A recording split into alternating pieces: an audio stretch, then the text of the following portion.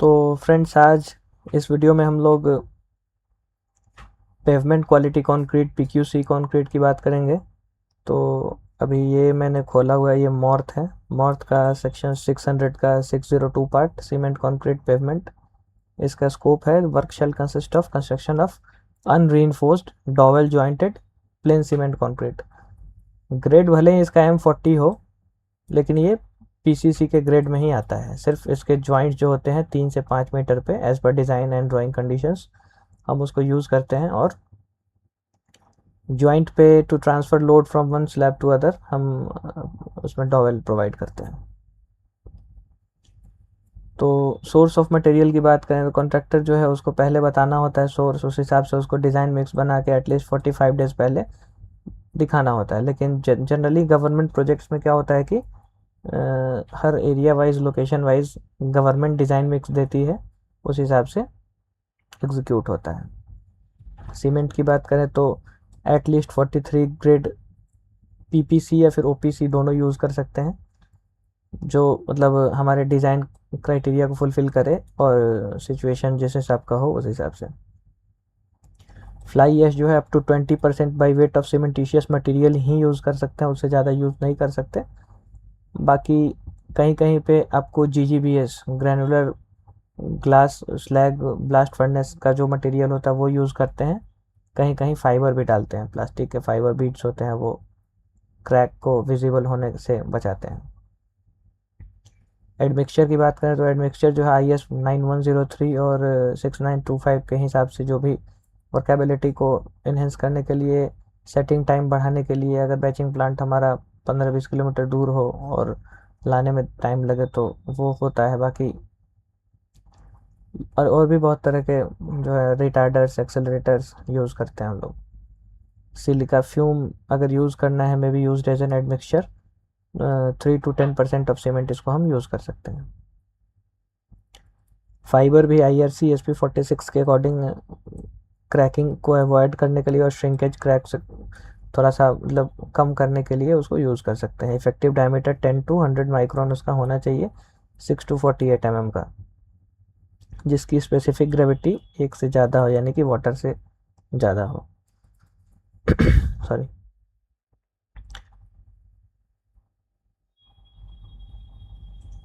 आगे बात करेंगे हम लोग इसमें एग्रीगेट्स का। तो एग्रीगेट जो है वो इसमें लॉस एंजलिस एब्रेशन वैल्यू 35% से ज़्यादा एक्सीड ना हो। डिलिटेरियस मटेरियल जो है वो भी एक लिमिट से ज़्यादा ना हो, जो नीचे के टेबल में दिया गया है। ये डिज़ाइन का पार्ट है, एग्जीक्यूशन में उतना ज़्यादा इंपॉर्टेंट है नहीं।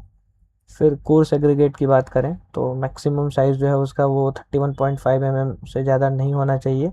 Aggregate which has water absorption more than 2% उसको यूज़ नहीं करना है हमें, क्योंकि वो फिर बाद में उसमें वो स्वेलिंग वगैरह होगा, श्रिंकेज होगा, तो वो हमारे लिए ठीक नहीं होगा। फाइन एग्रीगेट में the fine aggregate shall have a sand equivalent value of not less than 50 when tested. आगे ये सीव एनालिसिस काफ़ी इंपॉर्टेंट है, इसलिए इसको मैंने टेबल मार्क किया हुआ है। 31.5 से लेकर 75 माइक्रोन तक कितना टॉलरेंस लिमिट है उस पर दिखाया गया है। वाटर की बात करें, वाटर यूज जो होगा वो एकदम फ्री फ्रॉम डिलिटेरियस मटेरियल होगा, इंजूरियस नहीं होना चाहिए। इसमें किसी तरह का oil, salt, acid, vegetable matter मतलब पोर्टेबल पीने योग्य पानी जो है वो होना चाहिए एज पर IS 456 कोड के। Steel for dowel and tie bar. Dowel and tie bar की बात करें तो जैसे ये हमारा सड़क है, इस डायरेक्शन में हमारा ये रोड मूव कर रहा है ऐसे, तो जो डायरेक्शन ऑफ मूवमेंट है इस अलोंग जो डॉवेल आते हैं हर 3 मीटर पे, यहाँ होगा, फिर 3 मीटर पे होगा, फिर 3 मीटर पे होगा, ऐसे इनको बोलते हैं ट्रांसवर्स। तो ये ट्रांसवर्स में इसको टाई बार, ये इसमें डॉवेल डालते हैं 32 या 38 mm के स्टील बार्स। और फिर ये स्लैब और इस बगल वाले स्लैब को दोनों को जोड़ने के लिए जो इसके लॉन्गिट्यूडनल सेक्शन में डालते हैं इसको टाई बार बोलते हैं। तो वो डॉवेल और टाई बार की बात हो रही है। फिर जॉइंट फिलर बोर्ड, तो एक बार जब उसका कंस्ट्रक्शन जॉइंट आता है, जैसे किसी कारणवश प्लांट ख़राब हो गया तो तुरंत एक जॉइंट देना पड़ रहा है हमें, या फिर 40 to 45 मीटर के आसपास हमें स्टॉप करना पड़ता है काम, ताकि उसका एक्सपेंशन जॉइंट दिया जा सके। तो उसमें हम joint filler board, bitumen board या फिर कोई भी ऐसा बोर्ड यूज़ करते हैं जो हमारा अप्रूव्ड हो, जो हमारा जो है वो क्वालिटी वाला जो है वो एमई उसको अप्रूव करता हो, मटेरियल एक्सपर्ट, उसे हम यूज़ कर सकते हैं।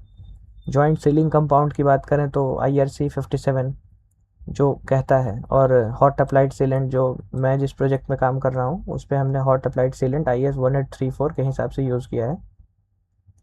वो एक तरह से रबराइज्ड या फिर ऑक्सीडाइज्ड जो भी प्रेफर्ड हो उसमें उसको एक कोन कीप में डाल के उसको पोर किया जाता है, या फिर अगर आप कोल्ड वाला यूज़ करते हैं तो उसमें एक स्ट्रिप उसमें फिक्स किया जाता है जो बाद में उखड़ने का भी चांस होता है, इसलिए हॉट अप्लाइड जो है वो मोस्ट प्रेफर्ड माना गया है, और थोड़ा सा इसको इंस्टॉलेशन भी इजी है as compare to that of cold. Cold में हम पॉलीसल्फाइड यूज़ कर सकते हैं, पॉलीयूरीथेन यूज़ कर सकते हैं, सिलिकॉन यूज़ कर सकते हैं, but I prefer to use hot applied only. फिर इसमें पर प्री फॉर्म्ड सील्स जो हैं उसमें बात करें तो pre form joint ceiling material जो है उसमें वल्कनाइज इलास्टोमेरिक कंपाउंड यूज़ करना होता है, neoprene as a base polymer. आगे बात करें स्टोरेज ऑफ मटेरियल का तो the platform where aggregate are stockpiled shall be paved and elevated from the ground by at least 150 mm। वो मॉइस्चर से बचाने के लिए ये सब ऐसा किया जाता है। सीमेंट कंटेंट की बात करें तो ऑर्डिनरी पी में OPC यूज़ अगर हम कर रहे हैं तो सीमेंट क्वांटिटी जो है वो 360 kg पर m³ से कम नहीं होना चाहिए। फ्लाई ऐश ग्रेड यूज़ कर रहे हैं तो उसमें हम 20% तक फ्लाई ऐश मिक्स करते हैं तो उसमें 310 kg मिनिमम होना चाहिए। ऐसा करके हम लोग इसमें यूज़ करते हैं।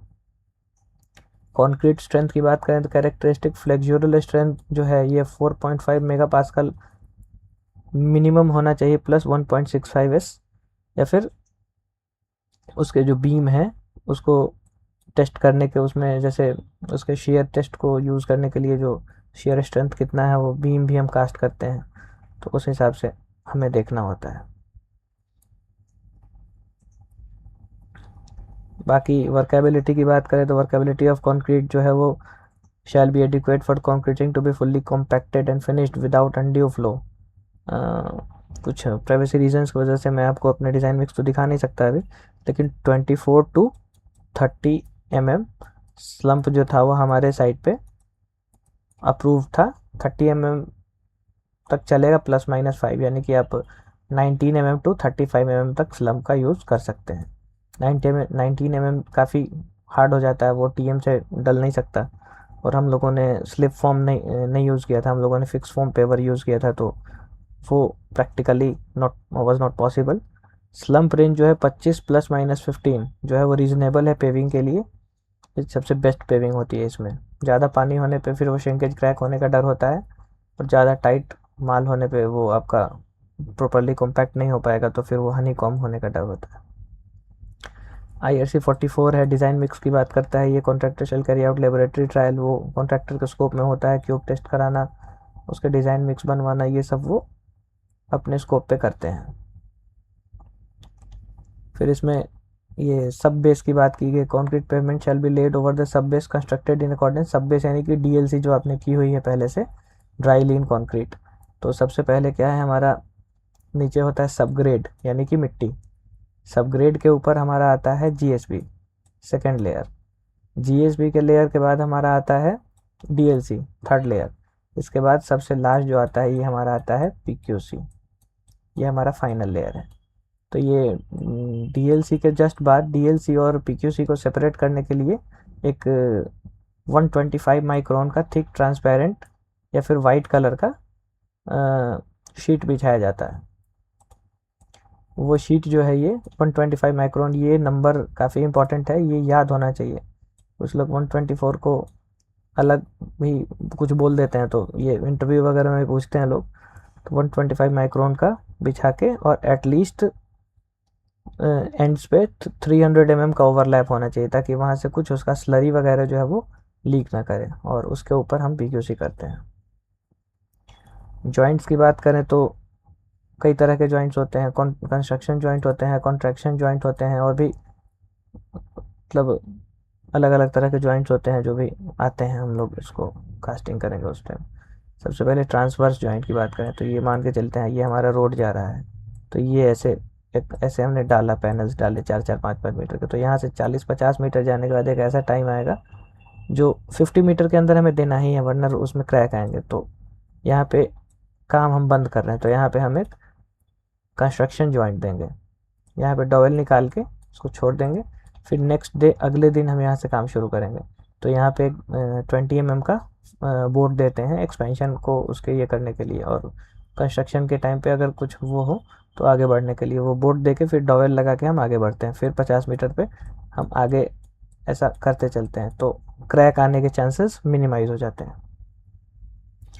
कॉन्ट्रैक्शन जॉइंट की बात करें तो कॉन्ट्रैक्शन जॉइंट जो है वो जैसे कंक्रीट में काफ़ी कॉन्ट्रैक्शन की प्रॉपर्टी होती है, तो हर 4-4.5 मीटर पे ये दिया जाता है। तो डॉवेल हर 4.5 मीटर पे आपको देना है इसमें, एक दूसरे पैनल को होल्ड करके रखने के लिए।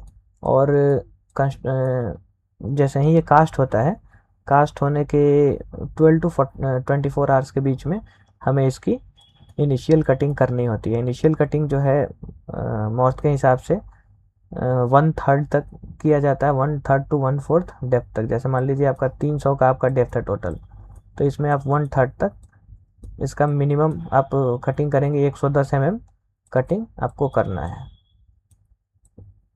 ताकि इसमें जो भी स्ट्रेस वगैरह हो वो इसमें एक दूसरे में हो वो रिलीज़ हो जाए, और अगर क्रैक होना भी हो तो इसी कट के अलोंग क्रैक आए, अगर अलग कहीं जगह पे ना आए।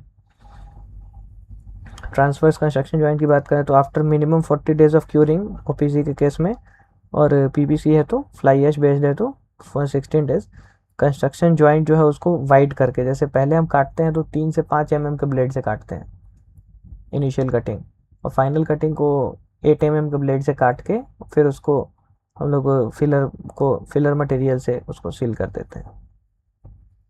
टाई बार की बात करें, tie bar shall be provided longitudinal joints as per dimension and spacing shown in drawing. तो टाई बार को हम उस हिसाब से करते हैं प्रोवाइड। डॉवेल बार की बात करें तो डॉवेल बार में अगर कुछ स्टेटेड नहीं है तो हम लोग मिड डेप्थ में डॉवेल को प्लेस करते हैं। जैसे मान लीजिए 300 का मेरा है डेप्थ, तो 300 है तो इसको सेंटर में मुझे ऊपर से 150 के अलोंग इसको प्लेस करना है। प्लस माइनस कितना हो सकता है, 20 mm। लेकिन इसमें भी एक वो है कि अगर ये जानबूझ के नहीं करना है कि हाँ 150 है तो 20 mm ऊपर नीचे चलेगा, ये एरर अलाउड है, यानी कि आपको कोशिश करना है कि 150 पे ही डाला जाए। एक आध अगर ऊपर नीचे 15-20 mm हो तो वो चलेगा, नहीं तो वो ऐसा नहीं है, कॉन्ट्रैक्टर को ये छूट नहीं देना होता है कि हाँ 20 mm ऊपर या नीचे ही डाल लो, फिर वो आपकी बात मानेगा नहीं। वो करने के लिए भी प्रॉपर्ली एक चेयर बना के, एक नीचे बेड बनाया जाता है सरिये का, उसमें चेयर लगा के आपको फिर इसके ऊपर डॉवेल को प्लेस करना होता है, फिर उसके ऊपर कॉन्क्रीटिंग करनी होती है। उसके बाद आगे बात करेंगे हम लोग dowel bar in contraction joint, construction joint and expansion joint shall be covered by a thin plastic sheet. जैसे उसमें जो ट्रैफिक का जो डायरेक्शन होता है उसके अलोंग, उसके उल्टे दिशा में उसमें हम एक प्लास्टिक का शीट लगाते हैं, ताकि जो अभी जो मतलब एक हमारा अभी जो डल गया, जैसे जो पैनल अभी कास्ट हो रहा है तो ये अलग अलग पैनल है, तो यहाँ पे जो डॉवेल हम डालेंगे तो ट्रैफिक डायरेक्शन के अलोंग, जैसे इधर की तरफ ट्रैफिक मूव करेगा तो इधर प्लास्टिक का कवर एक लगेगा, जो आधा इधर होगा आधा इधर होगा, इसके बीचों बीच में हम कटिंग करते हैं, इस हिसाब से हमारा रोड बनता है। ends of dowel bar which have been sheathed shall be cast centrally into concrete specimen 150 into 600। ऐसे करके हम लोग इसको काटते हैं। फिर टाई बार की बात करें तो टाई बार जो है वो, जैसे मान लीजिए ये हमारा रोड जा रहा है, तो ये चूँकि ये काफ़ी चौड़ा होता है तो एक बार में हम कर नहीं पाते हैं, तो 2 बार में इसको करते हैं। तो पहले ये पैनल किया फिर दोबारा ये किया, तो इन दोनों पैनल को जोड़ने के लिए बीच में एक 12 mm का मोस्ट कॉमनली टाई बार देते हैं। टाई बार जो है वो आधा इस स्लैब में होगा आधा इस स्लैब में होगा, बीच में जहाँ पे वो कटिंग करना होता है वहाँ पे 100-200 mm हम लोग बिटुमिनस वो पेंट करते हैं उस पर, ताकि उस पर एक हाइड्रोफोबिक वो क्रिएट हो जाए, तो पानी अंदर जाए तो वो कोरोड ना हो, इस वजह से। वेदर इन सीजनिंग लिमिटेशन की बात करें तो सफिशिएंट सप्लाई ऑफ टर्पॉलिन, तिरपाल होना चाहिए, वाटर प्रूफिंग क्लॉथ होना चाहिए, ताकि अगर अचानक बारिश आ जाए तो उसको ठीक किया जा सके, ढका जा सके। Any concrete damage by rain shall be removed and replaced. कुछ भी डैमेज होगा उसको रिमूव करना है। कुछ भी पीक्यूसी में अगर गड़बड़ होता है तो उसका एक ही मेथड है, पूरे पैनल को काट के हटा के फिर से उसको रीस्टोर करना। अगर डैमेज लिमिटेड टू टेक्सचर है तो इसको रीटेक्सचर किया जा सकता है 1-2 mm अगर ऊपर का लेयर ख़राब हुआ है तो। अगर इंजीनियर इंचार्ज जो हमारे जो रेसिडेंट इंजीनियर या फिर जो हमारे टीम लीडर साहब होते हैं वो बोलते हैं तो टेम्परेचर लिमिटेशन की बात करें तो 30 डिग्री के ऊपर हम इतना लो स्लम्प माल डाल ही नहीं सकते। अगर हम डालते हैं तो चांसेस है कि वर्केबिलिटी ठीक नहीं होगी और इस वजह से हमारा पीक्यूसी वो मतलब जितना चाहिए होगा उतना अच्छा नहीं हो पाएगा। एम्बिएंट टेम्परेचर अगर 35 से ज़्यादा है नो कॉन्क्रीटिंग होगी, कुछ भी नहीं होगी। 30 के आसपास है तो चिलर वगैरह चिलर प्लांट यूज़ करके आप कर सकते हैं। आइस का भी प्रोविजन है, ice plague should not be manufactured from chlorinated water.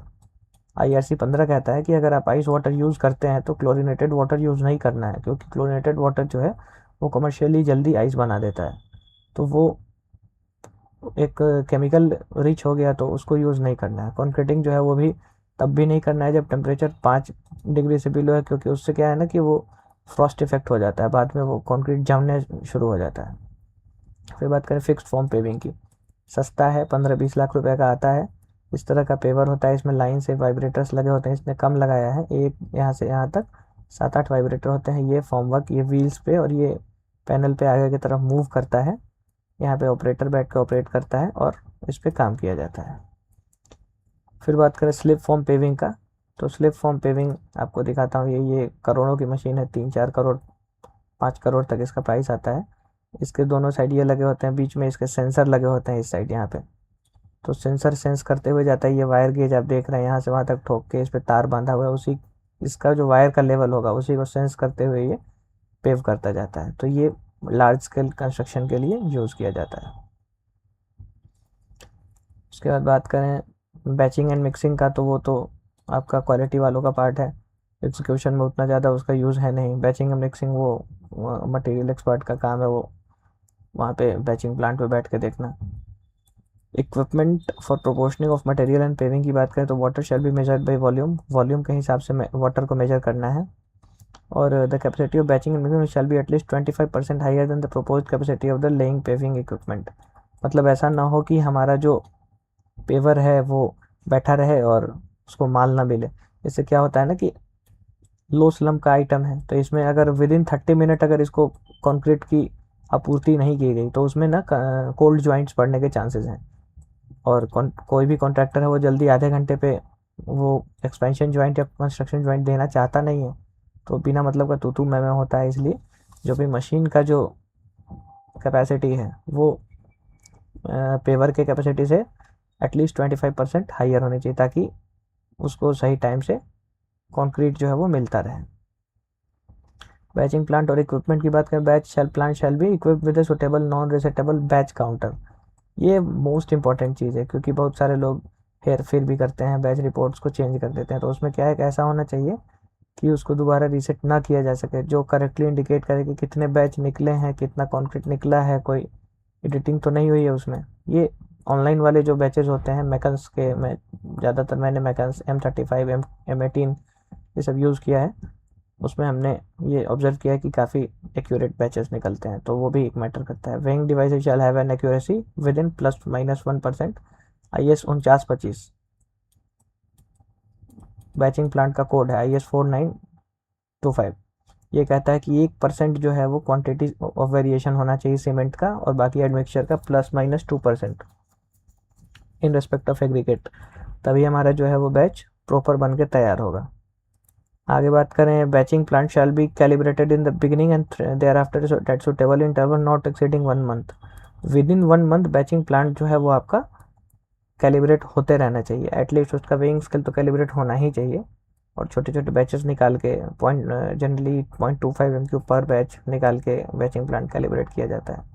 फिर बात करेंगे पेविंग इक्विपमेंट का, तो वाइब्रेटर उसमें काफ़ी सारे इंस्टॉल होते हैं। फ्रीक्वेंसी 8000 to 10,000 इम्पल्स पर मिनट होना चाहिए, under load of spacing of 600 mm। बाद में कंक्रीट सॉ की बात करें तो concrete shall provide adequate number of concrete saw with sufficient number of diamond edge saw blades. उससे उसको कंक्रीट को काटा जाता है। Concrete shall have at least 1 stand by saw, मतलब एक हमारे पास एक्स्ट्रा होना चाहिए। Hauling and placing of concrete freshly mix concrete जो है इसको या तो आप टिपर से नेविगेट कर सकते हैं, लोडर जिसको बोलते हैं हम लोग, ये टिपर, या फिर टीएम से भी आप उसको, अगर 30-35 का स्लैब है तो ट्रांजिट मिक्सचर से भी कर सकते हैं। बाद में इसमें 25 डिग्री से ज़्यादा टेम्परेचर ना हो, 25 से 30 के आसपास हो, 90 मिनट के अंदर कंक्रीट को ले हो जाना चाहिए। टिपिंग ट्रक जो है वो concrete normally not run on plastic sheeting, वो सब थोड़ा साइड से गाड़ी को ले जाकर किया जाए, ये सब ध्यान रखने की चीज़ें हैं। बाकी स्लिप फॉर्म पावर पेवर की बात की गई, स्लिप फॉर्म पेवर मशीन जो है वो वाइब्रेटर जो है इसमें, उसमें सारी चीज़ ऑटोमेटिक होती है, लेकिन वो छोटे स्केल के लिए ठीक नहीं है। हमारा प्रोजेक्ट जो था वो इतना बहुत सैकड़ों किलोमीटर का था नहीं, तो उसमें वो फिजिबल भी नहीं था, इसलिए ऐसा यूज़ किया गया था। एक ट्यूब फ्लोटिंग की बात की गई है, जैसे रोड जब कंक्रीट पोर हो जाता है तो उस पर फ्लोटर एक ऐसे मारा जाता है, डंडी वाला होता है, एक लड़का है उसको लेके ऐसे ट्रांसवर्स डायरेक्शन में ऐसे मारता रहता है, ऐसे ऐसे करके उसको वो किया जाता है, लेवल किया जाता है। बाद में ट्रांजिशन स्लैब की बात करें तो ये ट्रांजिशन स्लैब जो फ्लेक्सिबल और रिजिड के बीच में जो आता है, इसको एक स्टेप वाइज ऐसे 4 खंड में बना के जनरली 4 मीटर का किया जाता है, ताकि अचानक से हमारा पीक्यूसी और वो बिटुमिनस रोड के बीच का वो जो है ट्रांजिशन एकदम से चेंज ना हो जाए, उससे क्या है कि रोड क्रैक होने के चांसेस ज़्यादा होते हैं। तो बाद में बात करें सरफेस टेक्सचरिंग का, तो ये हमारा जैसे रोड है, तो इस पर हम लोग ऐसे 1 से 2 mm गहरा ऐसे टेक्सचर पास पास में करके बनाते हैं, क्योंकि बिटुमिनस रोड जो होता है उसमें फ्लेक्सिबल पेवमेंट में फ्रिक्शन बहुत ज़्यादा होता है, लेकिन इसमें चिकनाई ज़्यादा होती है, इस वजह से इसमें ये बनाया जाता है ताकि फ्रिक्शन थोड़ा सा मेंटेन किया जा सके। ब्रश टेक्सचरिंग भी की जाती है, बाकी उस पर वायर ब्रश भी मार के टेक्सचरिंग की जाती है। बाद में क्यूरिंग की बात करें तो उसको रेजिन बेस्ड आप वो क्यूरिंग कर सकते हैं, जैसे आप उस पर क्यूरिंग कंपाउंड का स्प्रे कर सकते हैं, उसके बाद आप उस पर गनी बैग या फिर हेजिन क्लॉथ वगैरह से भी क्यूरिंग कर सकते हैं। बाद में उस ग्रूव को, जो ग्रूव कटिंग होती है उसको रबराइज्ड ऑक्सीडाइज्ड या फिर आप कोल्ड अप्लाइड सीलेंट से सील भी कर सकते हैं। इसको सीलिंग करके इसमें दिखाया गया है। Cold applied sealant chemical form में पॉलीसल्फाइड, ये सब ISA 57 के हिसाब से। तो ये इस वीडियो का ये था, जस्ट था। उम्मीद है कि आप लोगों को अच्छा लगा होगा। इसमें ये कुछ लोग ये भी यूज़ करते हैं स्क्रीड वाइब्रेटर, जो पीछे से चलाने के लिए यूज़ किया जाता है। तो